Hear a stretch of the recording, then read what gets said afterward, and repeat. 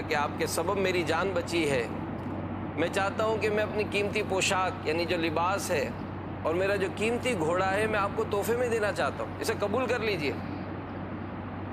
تو اس فقیر شخص نے کہا کہ بادشاہ سلامت آپ کا بہت بہت شکریہ، لیکن میں تو ایک غریب آدمی ہوں، آپ خود سوچیں کہ کیا یہ قیمتی پوشاک پہن کر میں گھوڑے کے لیے گھاس کاٹوں گا؟ تو بادشاہ مسکرایا کہ بات تو آپ نے صحیح کی ہے، ایسا کرتا ہوں کہ میں آپ کو چند ایک غلام بھی دے دیتا ہوں، تو غلام ہوں گے تو وہ آپ کے گھوڑے کی گھاس بھی کاٹیں گے، آپ کی بھی خدمت کریں گے۔ تو فقیر شخص نے شکریہ ادا کیا کہ بادشاہ سلامت آپ کا شکریہ، لیکن میں تو ایک فقیر آدمی ہوں، کبھی ندی کنارے کبھی درخت کے نیچے سو جاتا ہوں، یہ غلام اور یہ سب دیں گے تو میں ان کو رکھوں گا کہاں پر؟ بادشاہ پھر مسکرایا کہ اچھا بات تو آپ کی سمجھ میں آتی ہے، ہم آپ کو ایک محل بھی دے دیتے، آپ محل میں رہیے گا۔ تو اس شخص نے پھر شکریہ ادا کیا کہ نا بادشاہ سلامت آپ کا بہت بہت شکریہ، لیکن اتنے بڑے محل میں کیا میں اکیلا رہوں گا؟ تو بادشاہ پھر مسکرایا کہ آپ کی بات سمجھ میں آتی ہے، میں اپنی شہزادی گلنار کی شادی آپ سے کر دیتا ہوں تو آپ کا گھر بھی آباد ہو جائے گا۔ اس فقیر نے پھر شکریہ ادا کیا، کہا بادشاہ سلامت آپ کا شکریہ، لیکن ظاہر ہے جب شادی ہوگی تو بچے بھی ہوں گے۔ تو بادشاہ نے کہا کہ ہاں بچے ہوں گے اور ہماری دعا ہے کہ اللہ آپ کو کثیر اولاد عطا فرمائے۔ تو فقیر نے پوچھا کہ بادشاہ سلامت جب بچے ہوں گے تو ان بچوں میں سے کسی کا انتقال بھی ہوگا تو رونا کس کو پڑے گا؟ تو بادشاہ نے کہا کہ اس وقت وہ بات سن کے خاموش ہو گیا، اور بادشاہ نے کہا کہ ہاں جب بچے میں سے کسی کا انتقال ہوگا تو رونا تو آپ کو پڑے گا۔ تو اس فقیر نے کہا کہ بادشاہ سلامت جب اتنا سارا کچھ کرنے کے بعد آخر میں رونا ہی ہے تو مہربانی کر کے نہ مجھے قیمتی پوشاک دیں نہ مجھے گھوڑا دیں، میں اپنے حال میں خوش ہوں۔ تو بات سمجھانے کی یہی ہے کہ دنیا سے دل لگانا یہ عقل مندی نہیں ہے، دنیا سے دل لگائیں گے تو آنسو ہی ملیں گے۔ کسی نے بڑی خوبصورت بات کہی ہے کہ تو خوشی کے پھول لے گا کب تلک، تو یہاں زندہ رہے گا کب تلک، کہ جگہ جی لگانے کی دنیا نہیں ہے، یہ عبرت کی جا ہے تماشا نہیں ہے۔ اللہ تعالی ہمیں فکر آخرت نصیب فرمائے اور دنیا کی حقیقت کو بھی سمجھنے کی توفیق عطا فرمائے، آمین بجاہ النبی الامین صلی اللہ علیہ وآلہ وسلم۔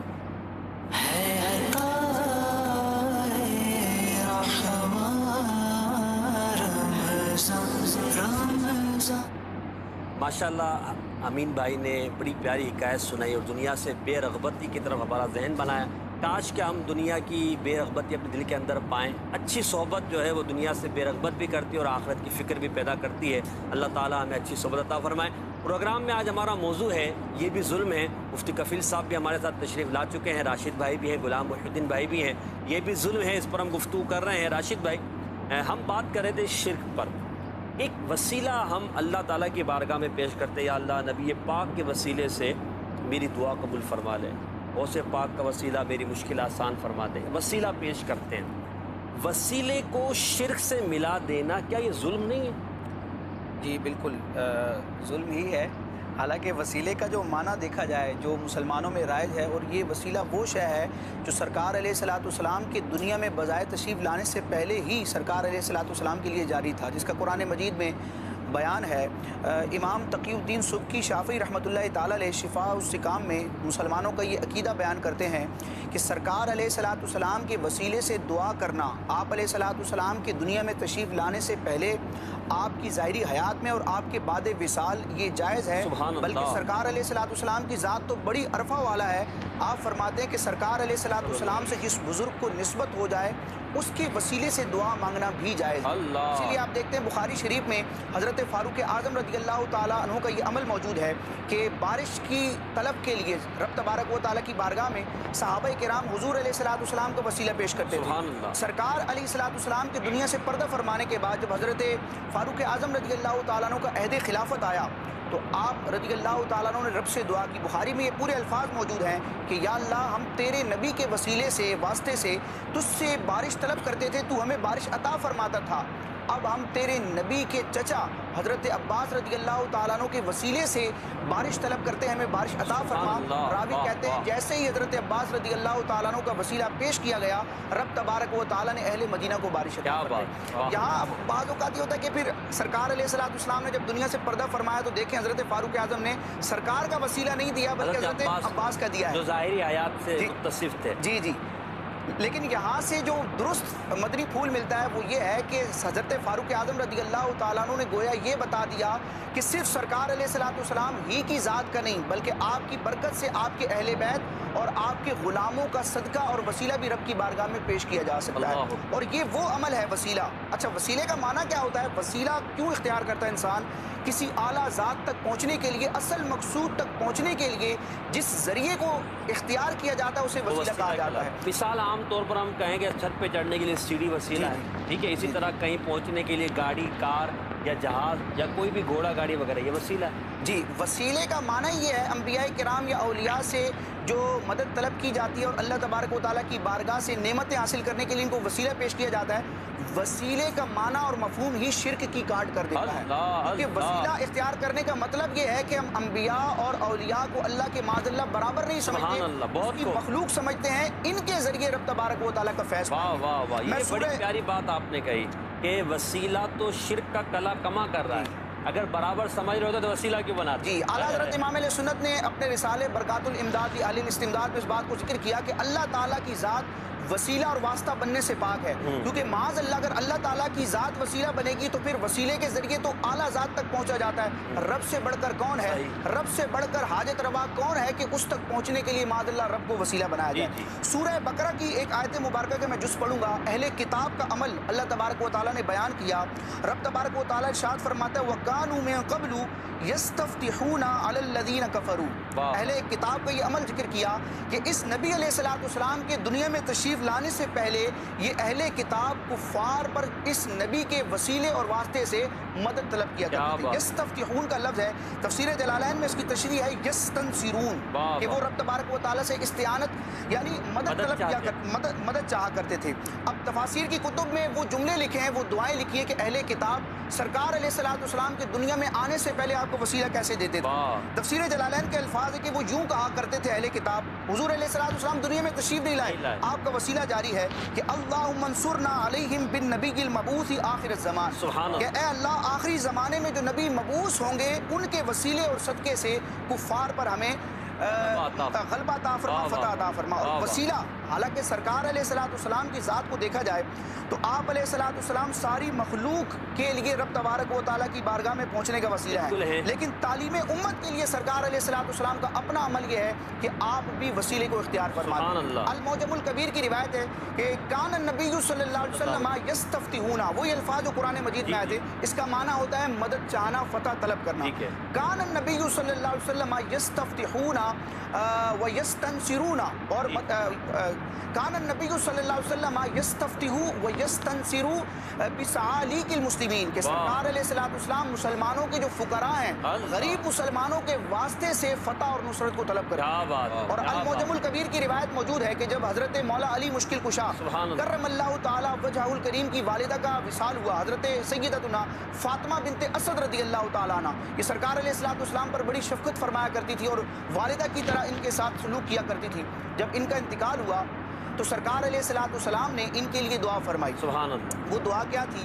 سرکار علیہ الصلوۃ والسلام نے بارگاہ رسالت, سرکار علیہ الصلوۃ والسلام نے رب کی بارگاہ میں عرض کی, اللہ کی بارگاہ میں عرض کی, اغفر لی امی فاطمہ بنت اسد, اے اللہ میری والدہ فاطمہ بنت اسد کی بخشش و مغفرت فرما, وَلَكِّنْهَا حُجَّتَهَا, انہیں ان کی حجت یاد دلا, وَوَسِّعْ عَلَيْهَا مَدْخَلَهَا, اور ان کے لیے ان کی قبر کو کشادہ فرما. دعا یہاں تک مکمل ہو جانی چاہیے, لیکن اس دعا کی قبولیت کے لیے سرکار علیہ الصلوۃ والسلام آگے رب کی بارگاہ میں وسیلہ پیش کرتے ہیں اپنی ذات کا, بِنَبِيِّكَ وَالْأَنْبِيَاءِ الَّذِينَ مِن قَبْلِي, اپنے نبی اور مجھ سے پہلے جو انبیاء ہیں یا اللہ عز و جل ان کے وسیلے سے میری والدہ کے لیے یعنی حضرت فاطمہ بنت اسد رضی اللہ تعالی عنہا کے لیے قبر کو کشادہ فرما. تو جب سرکار علیہ الصلوۃ والسلام شرک کو مٹانے آئے ہیں توحید کے سب سے بڑے علم بردار ہیں, جب وہ وسیلہ اپنا رہے ہیں, حالانکہ سرکار کو وسیلے کی عادت نہیں ہے لیکن امت کی تعلیم کے لیے جب سرکار علیہ الصلوۃ والسلام وسیلے کو اپنا رہے ہیں تو ہمیں بھی اس محمود عمل کو اپنانا تو چاہیے. پھر پتہ چلا کہ جب حضور مفتی صاحب جب حضور وسیلے کو اختیار فرما رہے ہیں, نبی ہمیں امت کو تعلیم فرما رہے ہیں, تو اس کو معاذ اللہ شرک کہہ دینا, کفر کہہ دینا, اسلام سے خارج قرار دینا, یہ بڑا ظلم عظیم ہے. اس سے ہمیں بچنا چاہیے اور ایسے لوگوں کی صحبت سے بھی ہمیں بچنا چاہیے. مدنی چینل کے ناظرین, ہم جو بات کر رہے ہیں شرک پر, ظلم پر اور بہت ساری جو غلطیاں ہیں اس پر کہ جو پائی جاتی ہیں, لوگ اسے خام و خام شرک قرار دے دیتے ہیں, بدعت کہہ دیتے ہیں, حرام قرار دے دیتے ہیں اور اس طرح مسلمانوں پر ظلم ڈھاتے ہیں. ان غلط فہمیوں کو ہم دور کرنے کی کوشش کریں. ہمارے پروگرام میں آپ کالز کے ذریعے شامل ہو سکتے ہیں اور اپنی رائے کا بھی اظہار کر سکتے ہیں. مفتی صاحب سے آپ سوال بھی کر سکتے ہیں اور ہمارے مبلغین سے بات بھی کر سکتے ہیں. مفتی صاحب, یہاں بات ہم کر رہے ہیں شرک کے بارے میں کہ یہ بڑا ظلم ہے. کچھ موضوعات پر ہم نے گفتگو کی ہے. یہ ارشاد فرمائیے کہ کیا یہ امت جو نبی پاک علیہ الصلوۃ والسلام کی پیاری امت ہے, اللہ تبارک تعالیٰ نے اس کو فضیلت عطا فرمائی ہے, یہ امت ساری کی ساری شرک پر جمع ہو سکتی ہے؟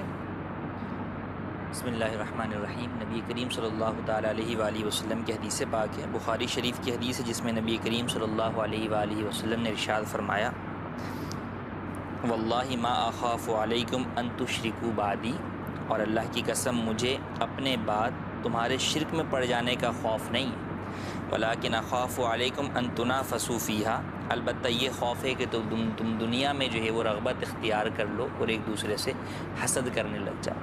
تو اس حدیث پاک کی شرح کے اندر علماء نے یہی بیان فرمایا کہ اس حدیث پاک سے واضح طور پر یہ بات جو ہے وہ واضح ہے کہ حضور کی امت جو ہے وہ پوری کی پوری جو ہے وہ شرک میں مبتلا نہیں ہو سکتی, بلکہ اور جو بعض روایات ہیں جن میں کسی میں فرمایا گیا کہ میری امت شرک میں مبتلا ہوگی یا اس طرح کا صحابہ نے سوال کیا, تو پھر جب پوچھا گیا کہ اس شرک سے کیا مراد ہے تو فرمایا کہ شرک خفی, یعنی شرک خفی میں تو مبتلا ہو سکتی. شرک خفی کیا ہے؟ فرمایا ریاکاری. صحیح. تو یہ امت ریاکاری میں تو مبتلا ہوگی لیکن پوری کی پوری امت جو ہے وہ شرک میں مبتلا ہو جائے, ایسا جو ہے وہ نہیں ہو سکتا. تو جب نبی کریم صلی اللہ تعالیٰ علیہ وآلہ وسلم نے اس بات کا ارشاد فرما دیا تو اب آپ کے بعد آپ کی پوری امت کو یا امت کے بہت بڑے گروہ کو جو ہے وہ کفر و شرک کا فتویٰ لگانے والے, وہ بالکل ان کو اس بات کی طرف غور کرنا چاہیے کہ وہ در حقیقت جو ہے وہ حضور اکرم صلی اللہ تعالیٰ علیہ وآلہ وسلم کی حدیث پاک کو جھٹلا رہے ہیں.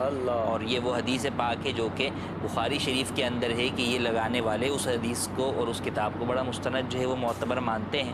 تو لہٰذا اس حدیث کو اس کتاب کے روح سے بھی اگر دیکھیں تو انہیں اس کے اوپر عمل پیرا ہونا چاہیے اور مسلمانوں پہ ہرگز جو ہے وہ کفر و شرک کا کوئی بھی فتویٰ نہیں لگانا چاہیے. اور بالخصوص جب کہ وہ عمل ایسا ہے کہ وہ عمل نہ صرف یہ کفر و شرک تو کجا بات ہے بلکہ وہ عمل جائز ہے, مستحسن ہے, قرآن و حدیث سے جو ہے وہ ثابت عمل ہے. ان اعمال کے اوپر کسی مسلمان پر کفر و شرک کا فتویٰ لگانا کس قدر بری بات ہے. اور دوسرا اس کا نقصان یہ ہے کہ دیکھیں جب کوئی شخص جو ہے وہ کوئی مسلمان کسی دوسرے مسلمان کو کافر یا مشرک جو ہے وہ کہتا ہے تو اگر وہ سامنے والا کافر مشرک نہ ہو تو کفر جو ہے وہ لوٹ کر اس کی طرف آئے گا جس نے کہا ہے. تو یہ جو لا علمی کی بنیاد پر, جہالت کی بنیاد پر یا جناب آج کل بغض کی بنیاد پہ یا آج کل نیٹ کے اوپر لوگ 4 قسم کی پوسٹیں پڑھ لیتے ہیں, 4 کتابیں پڑھ لیں اور سمجھتے ہیں جناب یہی سارا جو ہے وہ دین ہے اور اسی کو سارا دین جو ہے وہ سمجھ بیٹھے ہوتے ہیں, جبکہ دین کی اصل تعلیمات سے جو ہے وہ ناواقف ہوتے ہیں, وہ اس بارے میں نہیں جانتے اور وہ پھر جناب ہر دوسرے کے اوپر جناب آج کل چونکہ سوشل میڈیا کا دور ہے تو جناب اس پہ لگ رہے ہوتے ہیں ایک دوسرے کے اوپر. جو چاہے جس کو چاہے کہے, کون بولنے والا. سوچنا چاہیے کہ میں کسی کو اس طرح کا کہہ کر کہیں خود تو اپنا ایمان داؤ پہ نہیں لگا رہا, میں خود ہی جو ہے وہ اپنے آپ پر ہی تو یہ شرک اور کفر کے فتوے نہیں لوٹا رہا.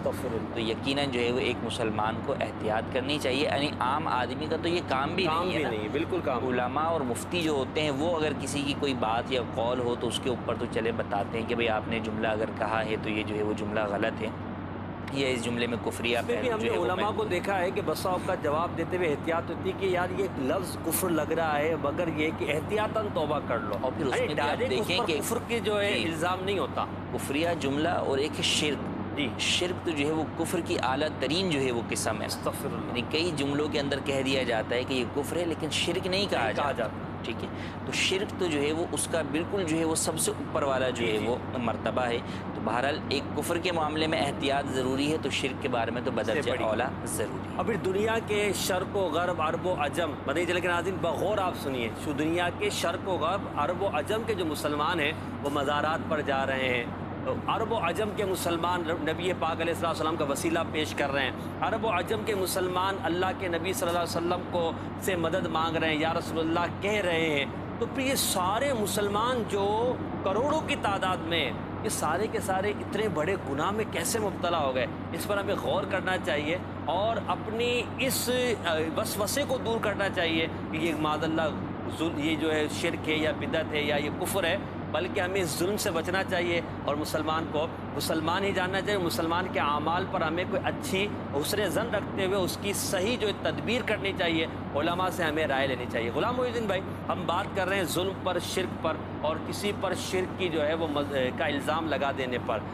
نبی کریم صلی اللہ تعالیٰ علیہ وسلم کو یا کے ذریعے پکارنا، ہم کہتے ہیں یا رسول اللہ، ہم کہتے ہیں یا اللہ، ہم کہتے ہیں یا حبیب اللہ، ہم کہتے ہیں یا رب العالمین، ہم کہتے ہیں یا رحمت للعالمین، یا خاتم الانبیاء.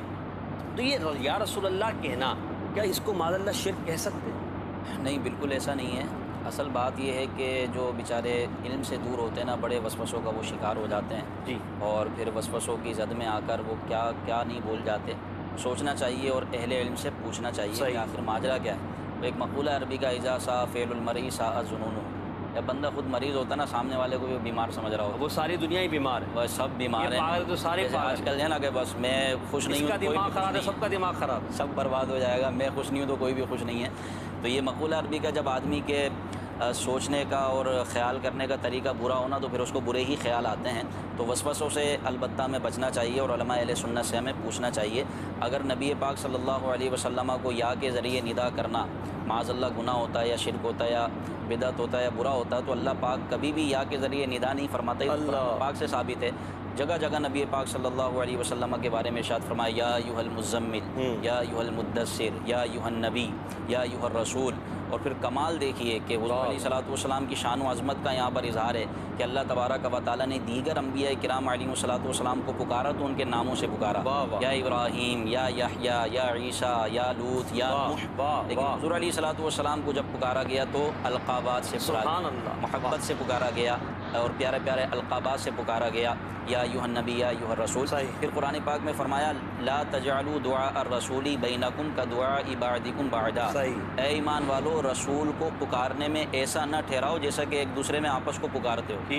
یہاں پکارنے سے منع نہیں کیا بلکہ اس بات سے منع کیا گیا، غلط فہمی کرائی جاتی ہے کہ دیکھو پکارنے سے منع کرتی. یہاں پکارنے سے منع نہیں کیا، یہاں ادب سکھایا گیا. پکارو، لیکن کیسے پکارو اس کی تفسیر میں ہے بل قولوا یا رسول اللہ، بل قولوا یا نبی اللہ. یا رسول اللہ کہہ کے پکاریں، یا نبی اللہ کہہ کے پکاریں. صحابہ کرام اور امت کے بڑے بڑے علماء، بڑے بڑے اکابر علماء، وہ تو نبی پاک صلی اللہ علیہ وسلم کو وفات شریف کے کئی عرصے بعد، کئی سالوں بعد اپنے قصیدوں میں یا کے ذریعے امام بوصیری رحمۃ اللہ تعالی علیہ کو آپ دیکھیے، فرماتے ہیں یا اکرم الخلق مالی من الوذ به سواک عند حلول الحادث العممی، کہ اے مخلوق میں سب سے بہتر و برتر بوصیری کا آپ کے سوا کون ہے اس کو مشکلات سے نکالے. ان سے بھی بڑھ کر امام زین العابدین رضی اللہ تعالیٰ کو دیکھیے، آپ فرماتے ہیں یا رحمت للعالمین ادرک لی زین العابدین محبوس ایدی الظالمین والموکبی والمزدہم. مطلب آپ مشکلات میں پکار رہے ہیں، مشکلات میں نبی پاک علیہ الصلوۃ والسلام کو یا کے ذریعے خطاب کر رہے ہیں. یہ تو سنت صحابہ ہے، سنت